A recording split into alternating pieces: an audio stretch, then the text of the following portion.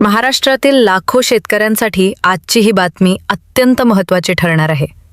कारण निवडणुकीच्या काळात दिलेल्या आश्वासनांनंतर अखेर सरकारने बहुचर्चित शेतकरी कर्जमाफी योजनेचे नियम आणि अटी जाहीर केल्या आहेत. पण या अटीसमोर येताच राज्यभरात एकच खळबळ उडाली आहे.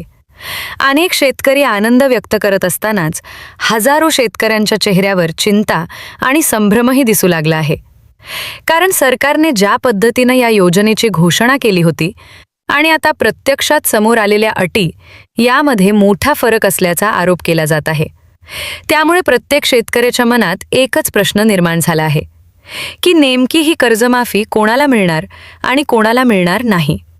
सरकारच्या माहितीनुसार तब्बल 36,000 कोटी रुपयांची ही योजना राज्यातील सुमारे 56 लाख शेतकऱ्यांसाठी असल्याचा दावा करण्यात आला आहे.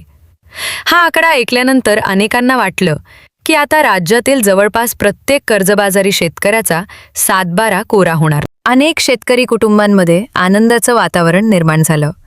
गावागावांमध्ये चर्चा सुरू झाली की आता कर्जाच्या ओझ्यातून सुटका होणार. पण जसजसे शासनाचे नियम आणि निकष समोर यायला लागले तसतसं या आनंदावर प्रश्नचिन्ह निर्माण झालं. कारण समोर आलेल्या माहितीनुसार या 56 लाख शेतकरी केवळ सुमारे 17 लाख शेतकऱ्यांचेच संपूर्ण कर्ज माफ होणार असल्याचे बोलले जात आहे. आता इथेच खरी चर्चा सुरू झाली आहे. उर्वरित लाखो शेतकऱ्यांचे काय? त्यांना किती लाभ मिळणार? आणि सरकारने ज्या मोठ्या कर्जमाफीची घोषणा केली होती त्याचा फायदा नेमका कोणाला होणार? या प्रश्नांची उत्तरं शोधण्याचा प्रयत्न आता प्रत्येकजण करत आहे. यामागचं सर्वात मोठं कारण म्हणजे 2019 मध्ये ज्या शेतकऱ्यांना आधीच कर्जमाफीचा लाभ मिळाला होता त्यांच्यासाठी वेगळे नियम ठेवण्यात आल्याचं समोर आलं आहे.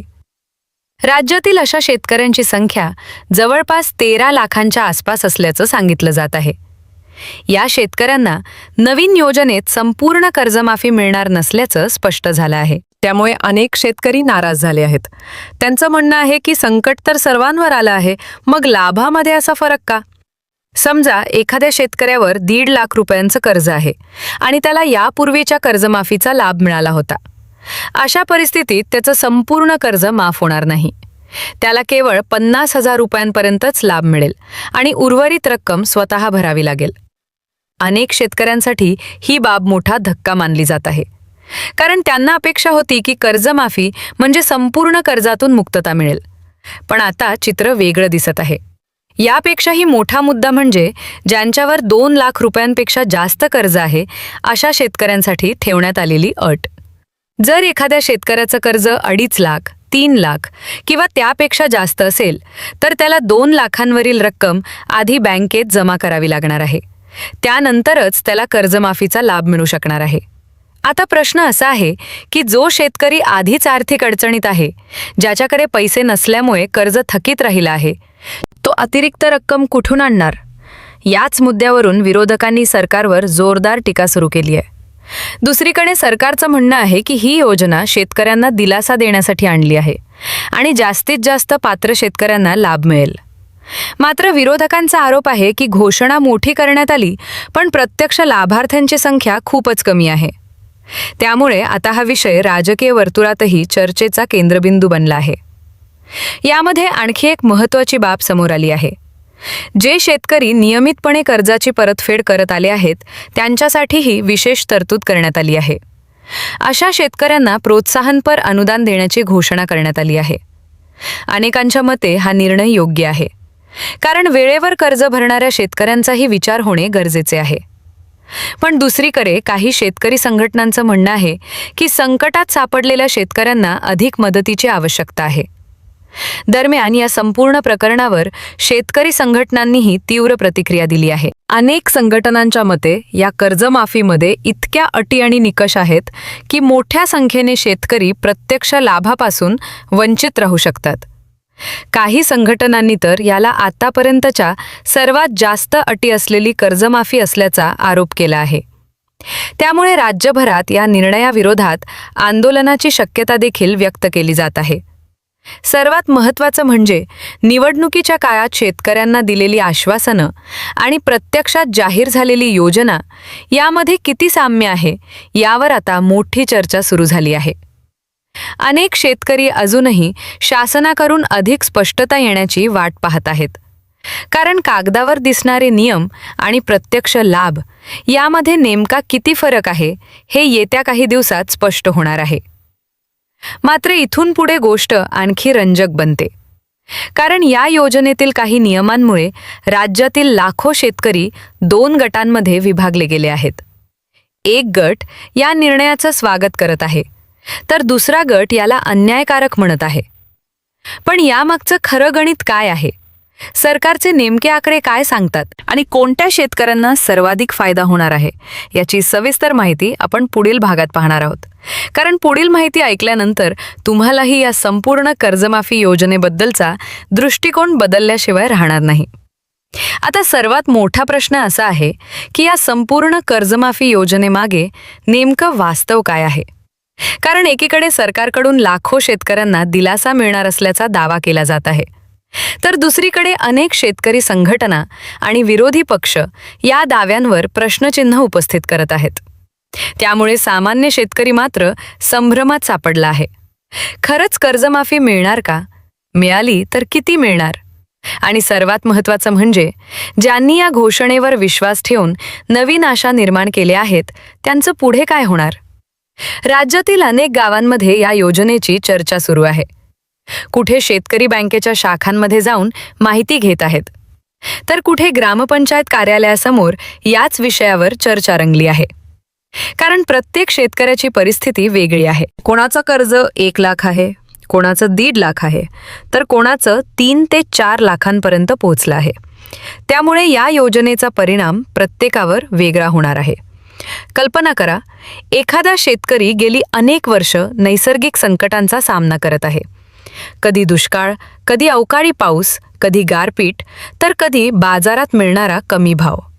या सगळ्या संकटांमधून तो कसाबसा उभा राहतो आणि शेती सुरू ठेवतो. पण कर्जाचं ओझं मात्र कमी होत नाही.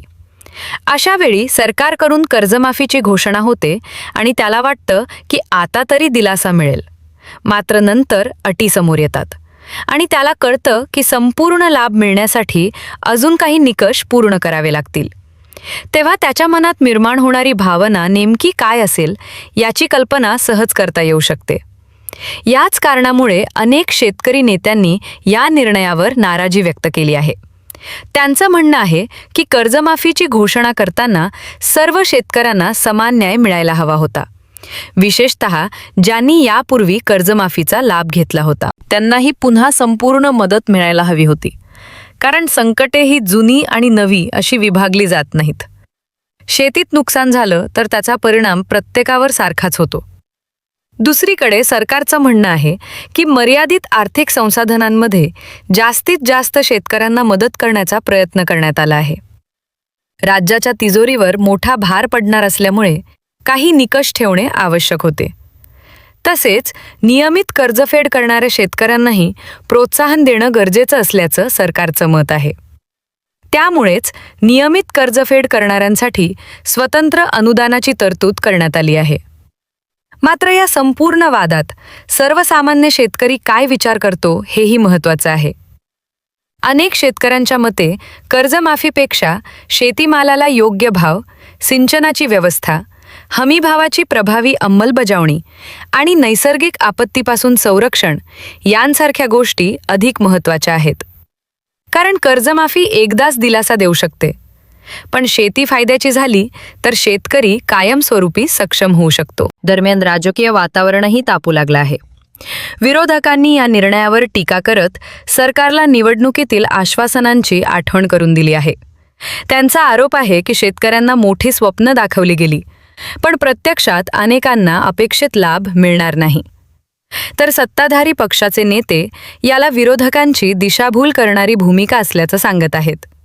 त्यामुळे हा विषय आता केवळ कर्जमाफीपुरता मर्यादित राहिलेला नाही, तर तो राजकीय चर्चेचं केंद्र बनला आहे. आता पुढील काही दिवस अत्यंत महत्त्वाचे ठरणार आहेत. कारण योजनेची अंमलबजावणी सुरू झाल्यानंतरच प्रत्यक्षात किती शेतकऱ्यांना लाभ मिळतो आणि किती जण विविध अटींमुळे बाहेर राहतात हे स्पष्ट होईल. त्याचबरोबर सरकारकडून काही नियमांमध्ये बदल होतात का याकडेही सर्वांचे लक्ष लागले आहे. अनेक शेतकरी संघटना अजूनही सरसकट कर्जमाफीची मागणी करत आहेत. त्यामुळे येत्या काळात या विषयावर आणखी मोठ्या घडामोडी घडण्याची शक्यता नाकारता येत नाही. एक गोष्ट मात्र निश्चित आहे, महाराष्ट्रातील शेतकरी आजही मोठ्या अपेक्षेने या निर्णयाकडे पाहत आहे. कारण कर्ज ही फक्त आर्थिक बाब नसते, ती एका कुटुंबाच्या भविष्यासोबत जोडलेली असते. कर्जाच्या ओझाखाली दबलेला शेतकरी जेव्हा मदतीची अपेक्षा करतो, तेव्हा त्याच्या मनात केवळ पैशांचा विचार नसतो, तर आपल्या मुलांच्या शिक्षणाचा, कुटुंबाच्या सुरक्षिततेचा आणि उद्याच्या आशेचाही विचार असतो. म्हणूनच या कर्जमाफीचा अंतिम परिणाम काय होणार, किती शेतकऱ्यांना खऱ्या अर्थाने दिलासा मिळणार आणि सरकारच्या दाव्यांमध्ये किती तथ्य आहे, याकडे संपूर्ण राज्याचं लक्ष लागलं आहे. पुढील काही आठवड्यात याचं खरं चित्र समोर येईल. पण तोपर्यंत एक प्रश्न कायम राहणार आहे. ज्या लाखो शेतकऱ्यांनी या घोषणेकडे आशेच्या नजरेने पाहिलं, त्यांच्या अपेक्षा पूर्ण होतील का? की पुन्हा एकदा आशा आणि वास्तव यांच्यातील अंतर त्यांना निराश करणार? या प्रश्नाचं उत्तर येणारा काळच देणार आहे. आणि या विषयावर नवीन अपडेट समोर येताच सर्वप्रथम माहिती मिळवण्यासाठी आमच्यासोबत नक्की जोडलेले रहा.